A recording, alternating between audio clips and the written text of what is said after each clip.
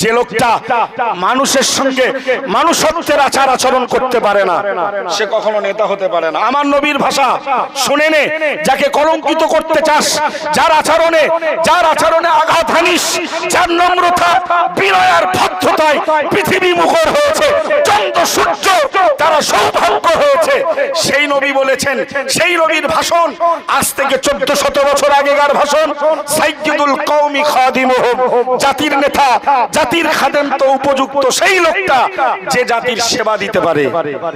আর মন খুলে বলুন, জাতির সেবক, জাতির খাদেম, জাতির নেতা সেই লোকটা হতে পারে যে জাতিকে সেবা দেয়, খিদমত করে। তার উজ্জ্বল দৃষ্টান্ত শুনে নাও, হযরত ওমর ইবনুল খাত্তাব।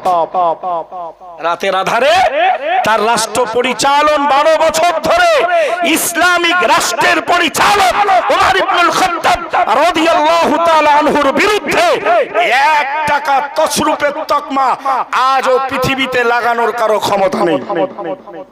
কত বছর রাষ্ট্র পরিচালক করেছেন? 12 বছর। তিনি রাতের আধারে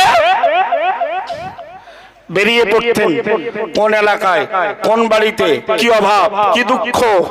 সুবহানাল্লাহ বলেন। বাইরে থেকে একটা দল এলো মদিনা শরীফে। তারা মুসলমান নয়, অন্য জাতের। সুতরাং অনেক দিন হয়ে গেছে তারা সফর করে এসেছে। হযরত ওমর ইবনুল খাত্তাব খাদেম আব্দুল্লাহকে নিয়ে বলল, বাবা ওই দলটা তো অনেক দিন এসেছে, তোদের তো কোনো খোঁজ খবর নেওয়া হলো না, চলো যাই। প্রিয় নবী সাহাবী ওমর ইবনুল খাত্তাব রাসূলের আদর্শে যেদিন থেকে আদর্শিত হলো, তার আদর্শ এত চমৎকার, বিজাতি বেধর্মী দলের মুসাফিরদের দেখতে গিয়ে দেখলো যে কিছু বাচ্চা কন্দন করছে, কিছু বাচ্চা কাঁদছে, আর মা হাঁড়িতে উনানে বসিয়ে কি নাড়ছে। প্রিয় নবীর আদর্শের সাহাবী, মুসলিম জানের খলিফা, আমিরুল মুমিনিন, খলিফাতুল মুসলিমিন হযরত ওমর ফারুক রাদিয়াল্লাহু তাআলা আনহু, দেশের রাষ্ট্রচালক, দেশের নেতা, উনি গুটি গুটি পায়ে এগিয়ে গেলেন। আম্মা জানকে ডেকে বললেন, ওগো মা, ছেলেগুলো কাঁদে কেন? তিনি জবাব দিয়ে বললেন, না না না না, আমরা অনেক দূর থেকে সফর করে এসেছি, আমাদের সঙ্গে থাকা খাবার পানি শেষ হয়ে গিয়েছে। না না না, আজকের 3 দিন হয়ে গেল বাচ্চাগুলোর গালে অন্ন তুলে দিতে পারি না, ক্ষুধার তাড়নায় তারা কাঁদে, ক্ষুধার কষ্টে তারা কাঁদে।